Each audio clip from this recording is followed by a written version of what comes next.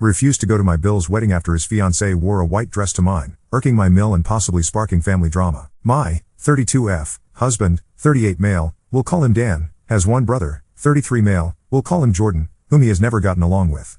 Dan isn't much of a sharer, so I don't know all the details. All I know is that according to Dan and Jordan's aunt, Jordan was horrible to Dan growing up. Jordan is also notoriously disliked and known to just not be a good person by just about everyone I've met that also know him. Their own grandmother warned me about him before we met. Now Jordan is not just unpleasant, he is a fully hatched bigot. Now I'm not usually very confrontational, I have the people-pleasing disease, but after a few drinks, I'm a tad more flippant with my opinion. Over Christmas, Jordan made a comment about people of other races not being real people and I lost it, but the meanest thing I said was, thank goodness you live somewhere your opinion doesn't really matter, they live in a very very blue state. He responded that I didn't matter, lol, so I just got up and walked away to help his fiancée, 25F, we'll call her Katie, wash the dishes. I apologized to her, in my mind for having the deal with Jordan, but in her mind, it was for yelling at him, and she responded with something along the lines of, no, I'm sorry, I wish I believed in something that much. I thought that was a little odd, but we were all pretty intoxicated, so I just didn't pay much mind to that comment. I also agreed to be nice to Jordan for the rest of the evening, mostly to keep my mill, who I love, happy. The rest of the evening, Jordan sulked in the corner, and while Katie, my mill and Phil, Dan and I opened gifts, chatted and had a generally good time, considering what had happened. Some background on Katie I feel is important to the story. She's one of those women that looks like a real housewife. Not in a bad way, she just looks all glammed up, and is always wearing designer clothes / bags, and expensive jewelry. She actually looks a lot like a younger Brandy Glanville from Rope. I like nice things as well, but am much more the type to live in sweatpants unless I need to go somewhere that requires real pants. She's also very loud and loves to be the center of attention. Meanwhile, I'm dreading my own wedding day simply because of all the people looking at me. Katie and I really couldn't be more different, and I didn't necessarily see her as a bad thing at first, but there was something about her that rubbed me the wrong way and I just couldn't put my finger on. I was a little weary of anyone willing to date someone like Jordan, and I just had this weird feeling that Katie didn't actually like me, or was trying to one-up me in some way. That feeling probably came from the fact that Jordan and Katie got engaged 2 months after Dan and I and set their wedding to August of this year, 6 months after ours. I've seen enough Charlotte videos to know that maybe I was just being insecure or projecting or something, so I just kept those feelings to myself and tried my best to befriend my future Sil. But it just seems so odd to me because Jordan and Dan's parents had absolutely no idea Jordan was even considering proposing. Things started to get weird though when I invited her to my bachelorette party via my Mo, who was planning it, and her response was thanks, but I already celebrated her in Nashville. Nashville was a trip we're both invited on with my Mill to visit Mill's sister and our future female cousin since they live there.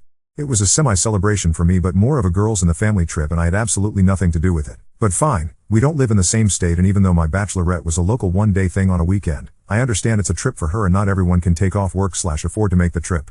I was still a little hurt, but again, was willing to give her the benefit of the doubt. Keep in mind though, all this was before the Christmas chaos, but again, after the blow-up, Katie and I seemed to be getting along fine. Surprisingly well, in fact, and I actually started to think maybe we could be friends.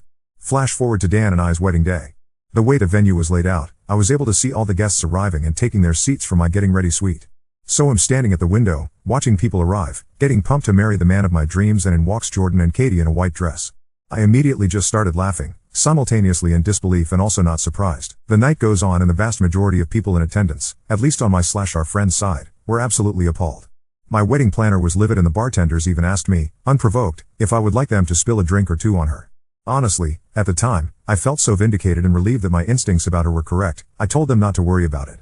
I mean, at this point, I feel like if you wear white to someone else's wedding, everyone there knows exactly the kind of person you are. The funniest part, I found this out later, that my Mo confronted her and said, why would you wear white to a wedding? And she goes, it's not white, it's cream. I would never wear white to a wedding. Picture attached is of a similar dress in the same color for reference. Now that a couple of days have gone by and I've had some time to stew, I realize how incredibly disrespectful that really was. I mean, she's either as stupid as she looked in that dress and didn't realize the dress wasn't appropriate, or she did it intentionally. So anyway, now on to the whipped part of the post. Jordan and Katie are getting married in August. It's a 4-day destination wedding in the Bahamas and would cost a minimum of $1,800, between the hotel and flight, for Dan and I to attend. I know this would really upset my Mill, but Dan and I really do not want to go. If it were in their hometown, we would just suck it up for Mill, but the idea of taking time off work and spending almost $2,000 to celebrate people who don't even hesitate to hurt us on our own wedding is not necessarily on my bingo card for 2025.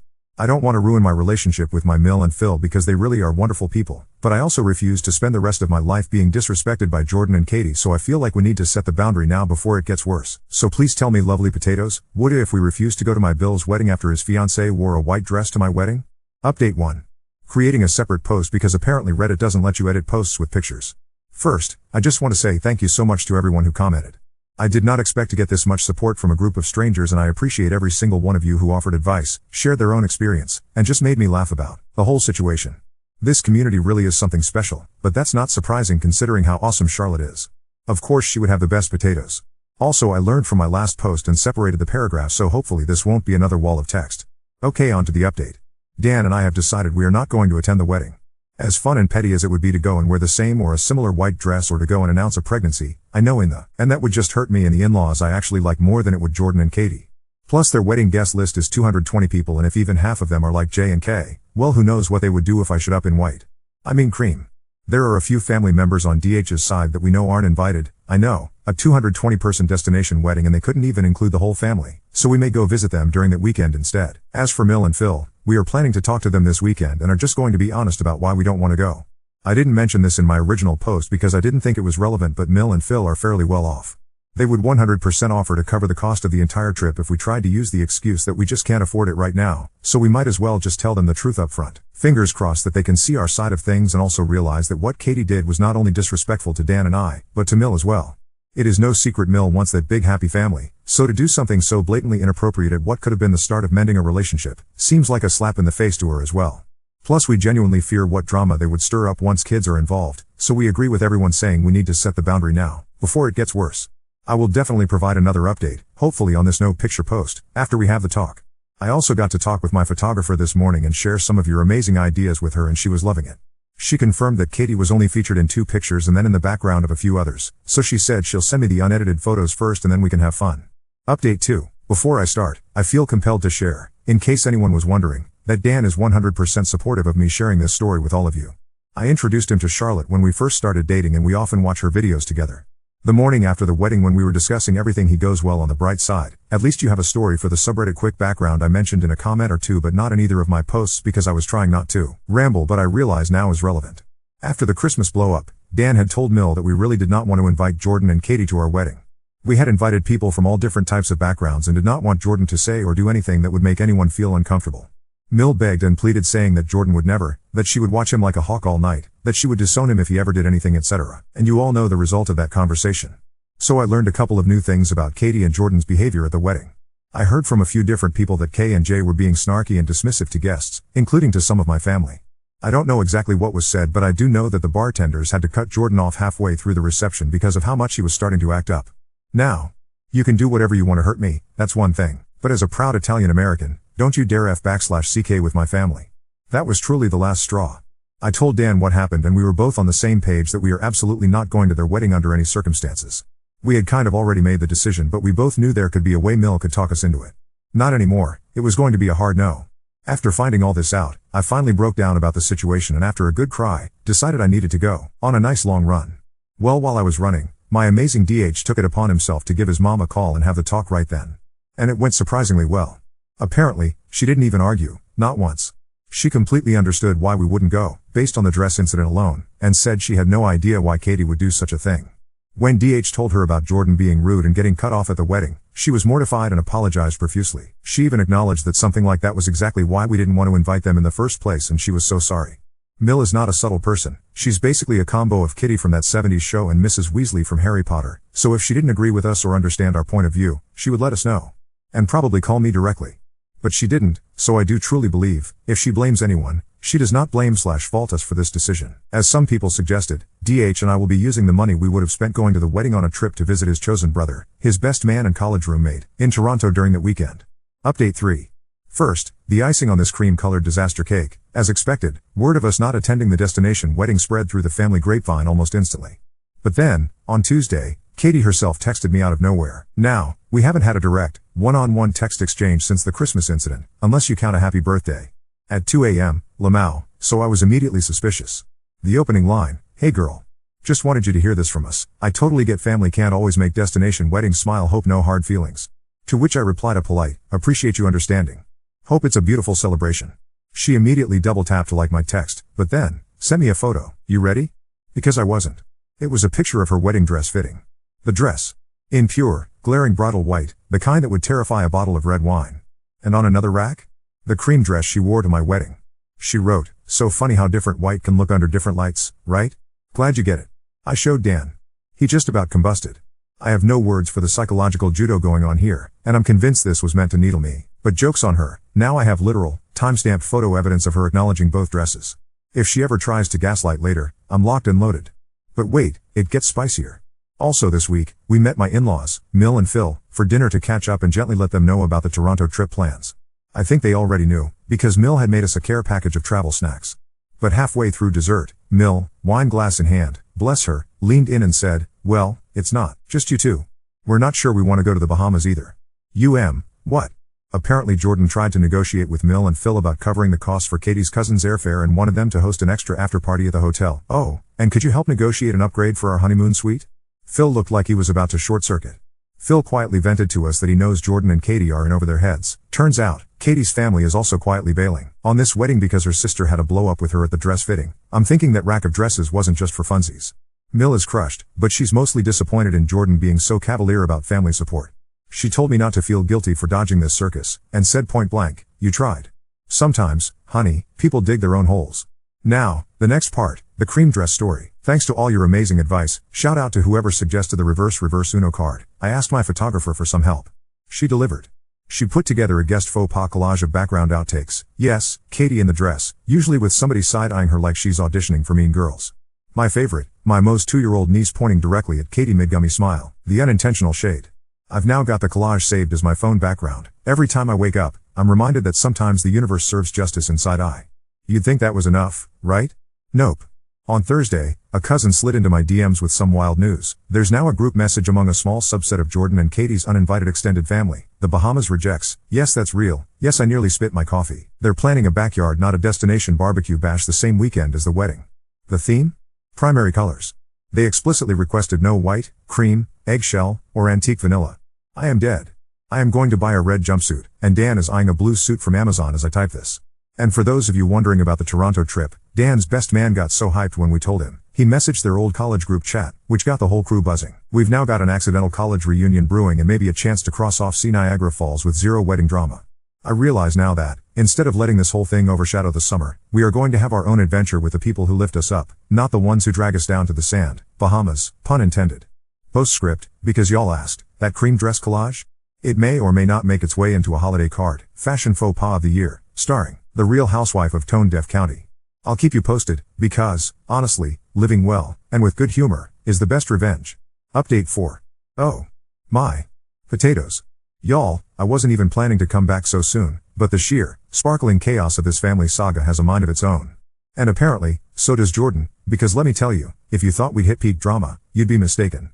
Let's dive into the fresh batch of tea, freshly brewed, piping hot, and with a side of WTF. First, the group chat of Bahamas rejects was not ready for what unfolded this week. Katie, bless her Real Housewife heart, sent out a group text to the entire invite list, letting everyone know that due to unforeseen issues with the venue and flight delays, we strongly recommend guests arrive 2 days early and consider alternative lodging in Nassau.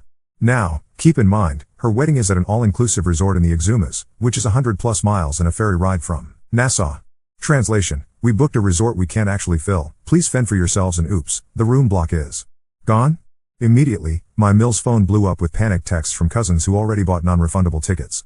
Katie followed up with a chipper, "Sorry, we're so grateful for your flexibility." The Bahamas rejects group chat started referring to this as Firefest 2, Bridal Boogaloo.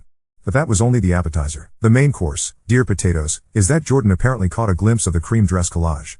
I'm not saying I circulated it, but let's just say, our family group text is leakier than a colander. On Saturday, Katie called Mill in tears, claiming we were running a smear campaign and turning the whole family against her with edited photos. Edited? If only she knew about the one with the laser cat eyes meme filter. Mill, bless her patience, fired back that maybe if she didn't act like a Bravo TV villain, she wouldn't get memed. Phil snorted loud enough to wake the cat. And yes, these are direct quotes because Dan had me on speaker the whole time. But the true mind melter, on Monday morning, Dan gets a lengthy, typo-strewn email from Jordan, subject line, family unity. Jordan, who once told everyone at Thanksgiving, "I hate emailing," texts me like a normal person. The gist: Jordan claims Katie is now afraid to come to family holidays unless we all acknowledge her apology for the dress, sent, apparently, in the form of a Venmo request for $75, which no one knew about but her old college roommate and now, thanks to screenshots, all of us. It gets better. Jordan then requests we publicly announce, at the family barbecue, that any further references to the dress be put to rest, as a gesture of goodwill. Otherwise, they feel unsafe participating in family activities. Dan laughs so hard, iced coffee shot out his nose. Our response? We told Mill and Phil exactly what happened. Phil, a retired attorney, immediately said, "I don't negotiate with toddlers," and suggested offering to facilitate a conflict resolution circle by having each family member bring one item the other ruined. Dan, "I'll bring my best tie," which Jordan turned into a napkin that one time. Mill is now convinced that the dress was a deliberate white flag and has started referring to Katie as the Duchess of Cream. And then, the real cherry on top, Katie's side of the family is throwing their own pre-bachelorette event the weekend before the Bahamas, but only 3 people RSVP'd. Her grandmother, who is apparently on strike because Katie banned her from wearing her signature ivory hat. The rest of Katie's relatives? They're at the Bahamas Rejects barbecue, and they actually invited us to judge the cream pie off. I might cry. Or laugh. Or both. Oh, and because I know you need the petty details, I ordered a shirt for the barbecue printed with "not the cream of the crop" in bold rainbow letters. Dan's blue suit? It's now sporting a red boutonniere, because we're committing to the primary color theme like it's the Met Gala. But let's talk real change. Since all this unfolded, Dan and I got 3 separate messages from distant cousins. All thanked us for being brave and not giving in for show. One even said, "I always felt like I was putting up with Jordan and Katie for my parents' sake. Seeing you set boundaries makes me feel like I can too." Maybe we aren't healing the whole family, but sometimes, I think the best gift you can give is just not keeping the peace at your own expense. So to wrap up, we're skipping the Bahamian hurricane of drama, we're headed for a real family celebration with loving people. Mill and Phil are secretly relieved, and the cream dress collage is now an annual holiday tradition, by popular request. Jordan and Katie? They may try their hardest to center stage their drama, but honestly, we're too busy living our best lives. Update 5. Banana daiquiris and cream-fueled chaos. Phew. Y'all, the Bahamas Rejects barbecue hasn't even happened yet, and I swear every day brings a new chapter in the continuing soap opera of Jordan and Katie, now lovingly referred to in group chat shorthand as J&K Incorporated. Dan and I are living our best lives prepping for a drama-free summer, but, naturally, the universe said, "Hold my mimosa." Let's just say, incredible new developments, fresh drama, and a twist no one, least of all me, saw coming. About a week after Katie's strongly recommend other hotels fiasco, guests started getting emails with, wait for it, revised invitations for the Bahamas wedding. Actually, that's being generous. Most people got a generic BCC'd email stating, "Due to unforeseen logistical issues, we must respectfully request that only immediate family and bridal party join us for our special day. We hope you understand." Complete with a bitmoji of Katie and Jordan in a palm tree hammock. No new date, no explanation, just a digital uninvitation. Cue meltdown across 3 different family group texts, because some folks had non-refundable tickets, and others hadn't booked yet and were suddenly missing out on the event of the year. Several Mill cousins banded together and called the resort, only to find the couple had, in fact, cancelled the group block. The Bahamas Rejects barbecue chat officially became Bahamas Survivors, and started posting memes of burning passports and Katie's cream dress photoshopped onto Gilligan from Gilligan's Island. I choked on my coffee twice. Remember the cousin who invited us to the barbecue? They escalated. They contacted everyone who had been uninvited and organized a massive, impromptu family fest on the same weekend as the original wedding. Think slip and slide, potluck, karaoke, and a best dressed not in cream contest. I ordered a tiara. Mill and Phil RSVP'd before we even could. Phil apparently is entering with a white chef's hat with a giant red X duct taped on it. Game on. Now, the plot takes a wildly unexpected turn. One of Dan's childhood friends, let's call him Sam, who now works as a freelance photographer in the Bahamas, because of course he does, DM'd Dan out of the blue. Sam spotted a couple furiously arguing in the main lobby of the Exumas resort on, wait for it, the original wedding weekend. He snaps a blurry covert shot, texts it, "Isn't this the guy you went to college with?" Loda shouting about a non-refundable cake delivery. Folks, it's Jordan. With Katie, mid-fight, surrounded by bewildered resort staff. Our best guess? Ceremony never happened, but K and J went anyway, perhaps hoping to turn a vacation into a virtual wedding. But word is, no photographers or guests ever arrived, and the cake, which, I kid you not, was apparently half melting in a cardboard box, was a custom order they tried, and failed, to return. I now have a blurry, pixelated honeymoon pic of the two of them, cream dress folded over an armchair in the background. I swear, I'm framing it next to the holiday cream dress collage. All this blows up by Sunday, when Katie does what all real housewives in the wild do, crowd control on Instagram. She posts a candid beach pic with a long caption about intimate elopements and choosing love over spectacle. Comments get locked within 16 minutes, but not before cousin Lexi, true queen, chirps, "Hope dessert isn't too sweet, don't want to spill anything on that cream." Comment, deleted. Screenshot, immortal. Within 48 hours, Jordan sent a 6-paragraph Facebook message to Dan, CCing their parents, inviting all immediate family to a healing circle dinner at their home. Details, let's put aside the drama and break bread as a family. Dress code, whites and neutrals, for a fresh start. I had to reread that 3 times. The audacity to ban color at a peace summit after everything? Dan took one look and said, "I'm only going in a Pikachu onesie at this point, and honestly, same. I wish I was done." Mill, who is now fully embracing her arch-nemesis title, bought matching Not the Duchess of Cream aprons for us for the barbecue. Phil writes to the family thread, this year's family photos, no whites, no neutrals, no drama, and the best part? The Bahamas survivors have invited so many family and friend cast-offs that what started as a sad little barbecue is about to rival an actual wedding, complete with a fake cake, rumor is, it's intentionally slightly melted, piñatas shaped like a handbag, and a photo booth with prop cream dresses. Even Mill said, I don't care if this is the pettiest day of my life. I haven't stopped smiling since we freed ourselves. Through all this, Dan's college crew is now flying out for a Toronto bash. My best friend is coming too. We're planning group outings, voted to do no white, and, to honor everyone who's found themselves in wedding chaos limbo, we're making this our new tradition, Unity Week, where family is what you make of it, and dress codes involve zero cream. Update 6, the Great Cream Escape and the Rise of the Side-Eye Empire. Well, potatoes, buckle up, because if you thought this saga had peaked with melting cakes, digital uninvitations, and cream-fueled family drama, the universe has lofty aspirations. This week, in events that felt part documentary, part satire, Jordan and Katie's wedding fallout went viral. If by viral you mean everyone in a 4-state radius and Canadian border towns is texting, calling, and thirstily forwarding screenshots. Here's how it all went down. Family Fest finally happened last weekend and it was, by all reports, a legendary event. There was a slip and slide, the Not in Cream fashion parade, a won best tiara, Phil won most dramatic statement hat, a karaoke rendition of Don't You Forget About Cream, and the infamous cream pie off. Mill decided the chef's hat deserved an encore next year. Best of all, people from every cousin group and friend circle showed up. Several of Katie's previously estranged relatives came bearing potato salad and stories, one of which involved Katie's supposed designer bag being a knockoff she tried to swap out at another cousin's bachelorette party. I spat out my iced tea, Mill and Phil? Living their best lives, laughing all day, and telling anyone who'd listen that setting boundaries is the best thing that has ever happened to this family's cholesterol. But the biggest star was the photo booth, which, thanks to my photographer friend, had props including fake cream dresses, plastic tiaras, and a cardboard Jordan mask. Let's just say, the spirit of the cream dress made more appearances than anyone else at the barbecue, and someone made a TikTok compilation that may now be circulating among local Real Housewives fan clubs. True to his word, Jordan really did organize a healing circle dinner at their house this week.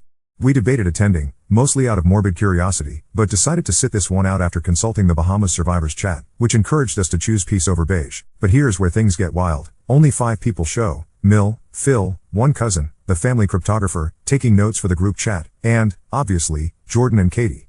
Mill says Katie had recreated a beach tablescape in their dining room. There were seashells, mini umbrellas in everyone's sparkling water, and, inexplicably, an Alexa playing Kokomo on a loop. The meal? A reimagined Bahamian fusion. Think, jerk chicken with Caesar salad and white bread, cream-colored cupcakes for dessert. Right before dessert, Jordan gives a drawn-out toast about leaving past misunderstandings on foreign soil. Katie, voice quivering, stands up and reads a 3-paragraph open letter to the family in which she laments rampant online bullying, digital manipulation of memories, and the need for fresher aesthetic energy for generational healing. She gestures at her own outfit, a pure white jumpsuit, then invites everyone to cleanse any negative stories by writing them on a note card and burning them on the patio fire pit. Phil's contribution? Here's a story, this is all too much. Please, pass the rolls. Mill texted us a photo of Phil, arms crossed, notepad untouched, grinning like someone accidentally RSVP'd to a cult meeting. Katie, having tasted a small spoonful of viral attention from the group barbecue memes, took to Instagram for an epic attempt at redemption. A 5-slide story that begins with her, in a backlit selfie, declaring, I may wear cream, but my heart is pure. The second slide is a selfie with a filter that inexplicably gives her blue eyebrows and sparkles. The third and fourth are blurry, poorly cropped meme reposts that reference forgiveness and the color wheel of family. Fifth slide, a photo of her, alone, in the white jumpsuit at their healing dinner, captioned, renewals rehashing. If you don't dress for healing, you'll miss the glow up. Comments, obviously, are limited, but screenshots find their way back to me in less than an hour, along with half a dozen DMs from mutual friends asking, did she just launch a healing jumpsuit line? The answer, unbelievably, is yes. She's now promoting Soul Cream, her self-designed, forgiving neutral-toned athleisure line. Sam from the Bahamas, Dan's photographer friend, immediately made a parody True Colors tee and gifted us 2. See, karma comes in pastels and primaries. Meanwhile, we get Dan's Family Unity Facebook blast. Jordan invites all the family, yes, even the removed Bahamas rejects, to a reconciliation Zoom next month. Dress code, clean slates, white and neutral recommended. Within minutes, the replies roll in. First cousin to respond? The backyard barbecue host. Her reply, a photo of her dog in a rainbow sweater with, will be fashionably late. Then, old Aunt Lois chimes in, Zoom doesn't display my creams well, sorry. Phil says, I'll be at the golf course, not Zooming with ghosts. My favorite so far, Mills texted me, I'll only Zoom if Alexa agrees to DJ. Otherwise, see you at barbecue 2.0 next year. Through all this, I've laughed, I've shaken my head, but weirdly, what stands out is the amazing, real family that's risen out of the ashes of this silly, creamy war. Instead of appeasing people with megaphones and no self-awareness, we all finally stopped pretending. Boundaries got built, friendships grew. My DMs are bursting with photos of primary colored outfits and cousins sincerely thanking me for giving permission to not put up with family circus acts for tradition's sake. Even Mill, who originally just wanted everyone happy, now says, "Who knew?" The best memories come after you stop fighting for ones that never were. Where does this all leave us? Jordan and Katie, now minor cream wear influencers, Shudder, throwing Zoom calls no one attends. Our side-eye empire of survivors, red, blue, and yellow as far as the eye can see, already talking no cream 2025, me and Dan? Vacationing with our chosen family, collecting memes, and planning next year's theme, and the cream dress collage? Oh, it's going on a t-shirt. Might even be the holiday party invite next round. To everyone reading and rooting for a good ending, sometimes, the best plot twist is realizing you're not the main character in someone else's drama, and that's how you truly win. As always, I'll update if the healing jumpsuit goes viral, or when Aunt Lois finally masters TikTok memes, with or without cream.